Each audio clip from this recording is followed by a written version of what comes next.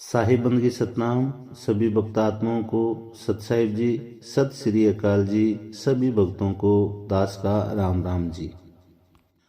ज्ञान मार्ग का मतलब गीता हमें ये उपदेश देती है कि ज्ञान मार्ग के द्वारा हम उस परमेश्वर की भक्ति करके उस परम पद को पाना चाहते हैं, अपने आत्म स्वरूप से परिचित होना चाहते हैं।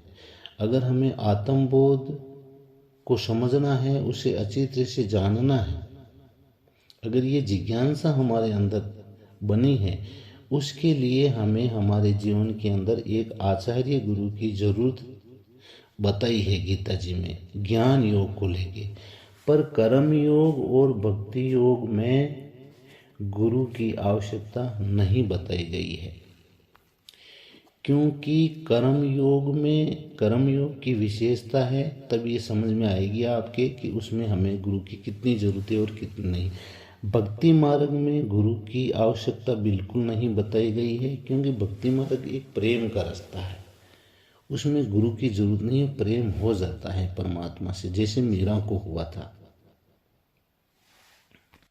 तो कोई ये प्रश्न करता है कि उसके तो गुरु थे मीरा के, पर प्रश्न करने से पहले हमें ये सोचना पड़ता था कि मीरा को तो परमात्मा भगवान कृष्ण से बचपन से ही प्रेम था, और गुरु तो उनको बाद में मिले।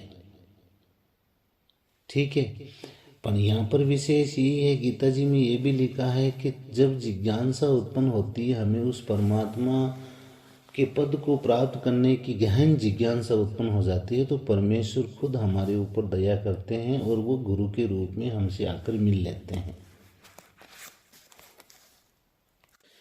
कारण कि जब किसी घटना, परिस्थिति आदि से ऐसी भावना जागृत हो जाती है कि स्वार्थ भाव से कर्म करने पर अभाव की पूर्ति नहीं होती। स्वार्थ भाव रखना पशुता है, मानवता नहीं। मतलब क्या है कि इसमें जो कर्मयोग को लेकर ये स्वार्थ भाव आया है कि हम सेवा, जो भी हमारे अंदर आध्यात्मिक जागृति जीवन में आ जाती है, फिर हमारा जो सेवा भाव होता है, उसे जिसे कर्म योग बताया है, तो उस सेवा भाव के अंदर हमने कर्म योग को अगर अच्छी तरह से नहीं समझा है, तो वो पशु के समान उसको बताया है। वो मानवता तो बहुत दूर की बात है, वो पशु से भी गिया बीता है। उसमें स्वार्थ भाव नहीं होना चाहिए, उसमें किसी प्रकार का की कामना का भाव नहीं होना चाहिए, बल्कि इन सब का त्याग होना चाहिए। उसको कर्मयोगी बताया है, क्योंकि सेवा भाव होने से, उसमें प्राण, उसमें समर्पण होने से उस कर्मयोगी को अपने आप तत्व ज्ञान हो जाता है। अध्याय 4 का श्लोक नंबर 38। कोई एक विलक्षण शक्ति है जिससे संपूर्ण संसार का संचालन हो रहा है। वो विलक्षण शक्ति क्या है? कर्म योग में समर्पण भाव होने से जो तत्व ज्ञान होता है, वो एक विलक्षण शक्ति है, वो अपने आप होती है, जिससे संपूर्ण संसार का संचालन हो रहा है। उस शक्ति पर जब मनुष्य का विश्वास हो जाता है, तब वह भगवान की तरफ चल पड़ता है। भगवान में लगे हुए ऐसे भक्त के अज्ञान अंधकार का नाश भगवान सव्य कर देते हैं।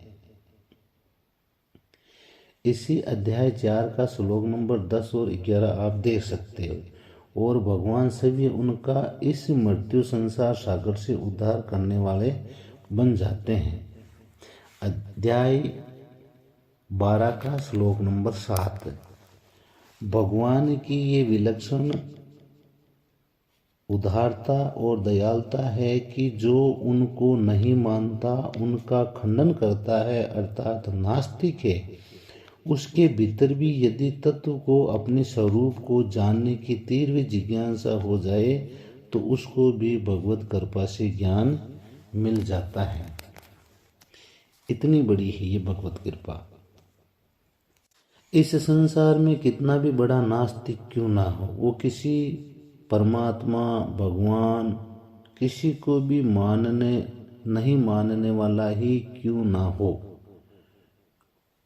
वो भी अगर उसे भी अपने तत्व को जानने की जिज्ञासा हो जाती है, अपने स्वरूप को जानने की तीव्र जिज्ञासा हो जाती है, तो भगवत कृपा से उसे भी ज्ञान मिल जाता है। कहने का तात्पर्य क्या हुआ कि जिससे प्रकाश मिले, ज्ञान मिले, सही मार्ग दिख जाए, अपना कर्तव्य दिख जाए, अपना धैर्य दिख जाए, वह गुरु तत्व ही है। वह किसी गुरु से कम नहीं है। मतलब भागवत के रूप में ही वो गुरु तत्व हमारे सामने आकर खड़ा हो गया। ये हकीकत है। वह गुरु तत्व सबके भीतर विराजमान है। वह गुरु तत्व जिस भक्ति शास्त्र आदि से प्रकट हो जाए, उसी को अपना गुरु मानना चाहिए। क्या सिद्ध होता है इससे? हमारे अंदर अगर तीव्र जिज्ञासा उत्पन्न हो गई तो परमात्मा हमारे को, क्योंकि परमात्मा के भाई अनेक रास्ते हैं, वो हमें मतलब कहीं से भी तैयार कर सकते हैं। उनकी अलेख लीला है, उनको समझना बड़ा दुर्लभ है। जहाँ से बोध हो गया वही गुरु तत्व हमारा हो गया, वही हमारा गुरु रूप हो गया। चाहे भक्ति हो, चाहे शास्त्र हो, चाहे वाणी हो, कुछ भी हो, ऐसा गुरु तत्व जिससे जीव को अपना बोध हो जाए, और वो गुरु तत्व सबके अंदर, सबके भीतर विराजमान है। वह गुरु तत्व जिस भक्ति शास्त्र आदि से प्रकट हो जाए, उसी को अपना गुरु मानना चाहिए। वास्तव में भगवान ही सबके गुरु हैं, क्योंकि संसार में जिस किसी को ज्ञान प्रकाश मिलता है वह भगवान से ही मिलता है। वह ज्ञान जहाँ से जिस से प्रकट होता है, अर्थात जिस भक्ति शास्त्र आदि से प्रकट होता है, वह गुरु कहलाता है। परंतु मूल में भगवान ही सबके गुरु है। भगवान ने गीता में कहा है कि मैं ही सब प्रकार से देवताओं और महर्षियों का आदि, अर्थात उनका उत्पादन, संरक्षण और शिक्षक हूँ। अध्याय 10 का श्लोक नंबर 2 आप देख सकते हैं। दास आपको जो भी बता रहा है, दास कोशिश भी करेगा इनका प्रमाण डालने की। और दास तो आप सबसे रिक्वेस्ट करता है कि आप हर घर में एक गीता जी जरूर रखें, अन्य ग्रंथ भी रखें, उनसे भी मिलान करें, क्योंकि अब हमें किसी की गुलामी नहीं करनी है। गुलामी सिर्फ उस परमेश्वर की करेंगे, और उस परमेश्वर की गुलामी में ही हम हैं।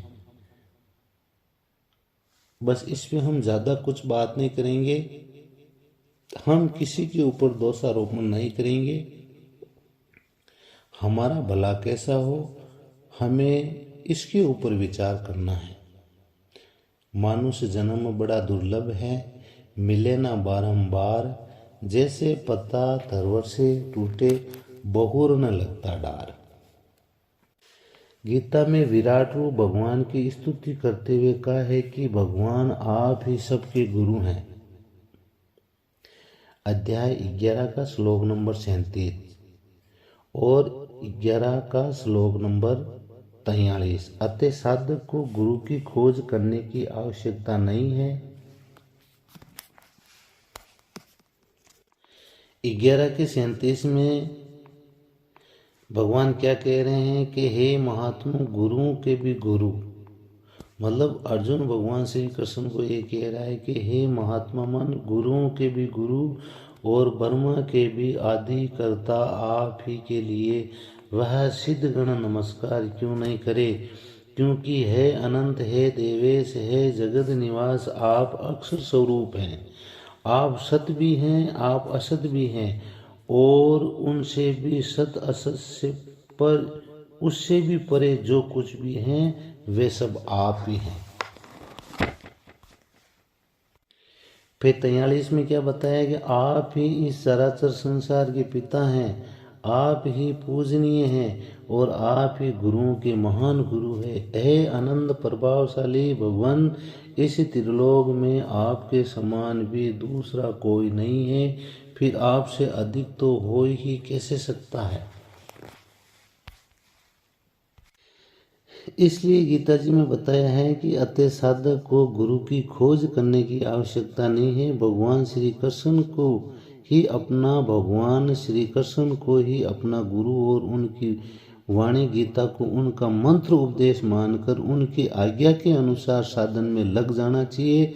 यदि साधक को, अब यहाँ पर ध्यान देना, क्यों उलझना नहीं है, हमें हर चीज को समझना है। यदि साधक को लौकिक दृष्टि से गुरु की आवश्यकता पड़ेगी तो वह जगत गुरु अपने आप गुरु से मिला देंगे, क्योंकि वे भक्तों के योग सेम का वहन करने वाले हैं। गीता के अध्याय नंबर 9 का श्लोक नंबर 22।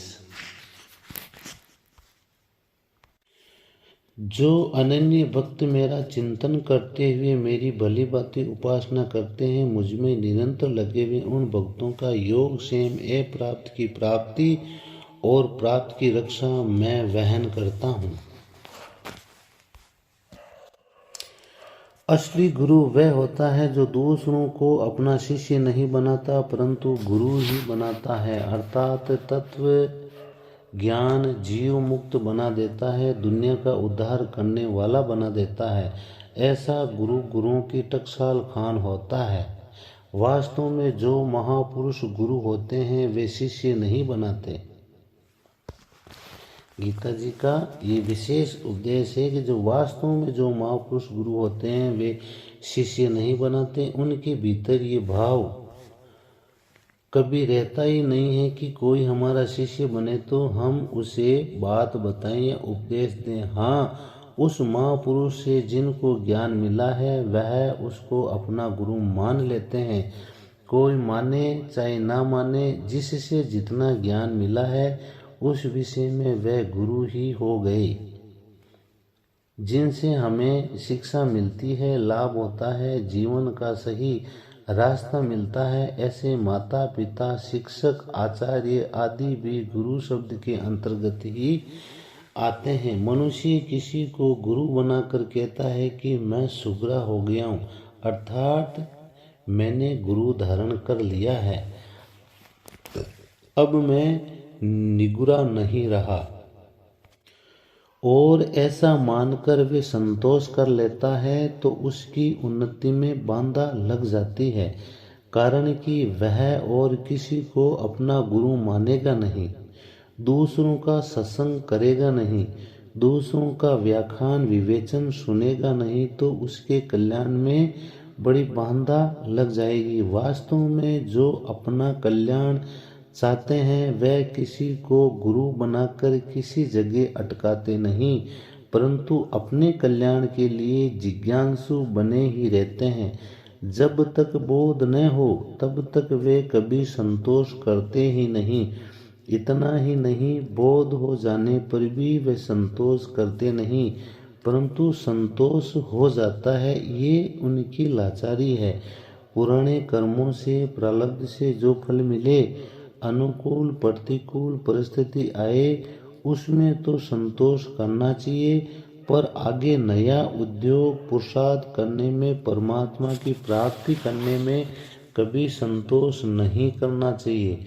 अतः जब तक बोध ना हो जाए तब तक सच्चे जिज्ञासु को कभी भी अटकना नहीं चाहिए, रुकना नहीं चाहिए। यदि किसी महापुरुष के संग में अथवा किसी संप्रदाय में रहने से बोध न हो तो उस संग को संप्रदाय को बदलने में कोई दोष नहीं है, नहीं है, नहीं है। संतों ने ऐसा किया है।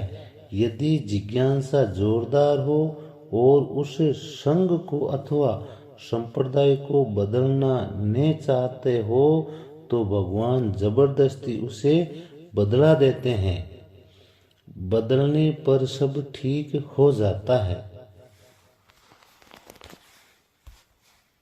क्योंकि ये गीता जी में बताया है कि जो जिज्ञासु जीवात्मा है, अगर कहीं पर उसका अनिष्ट होता हो और वो तीव्र गति से अपने कल्याण के लिए लगा हो, तो मैं उसे उस अनिष्ट से निकाल देता हूँ, वहां से उसको बचा लेता हूँ।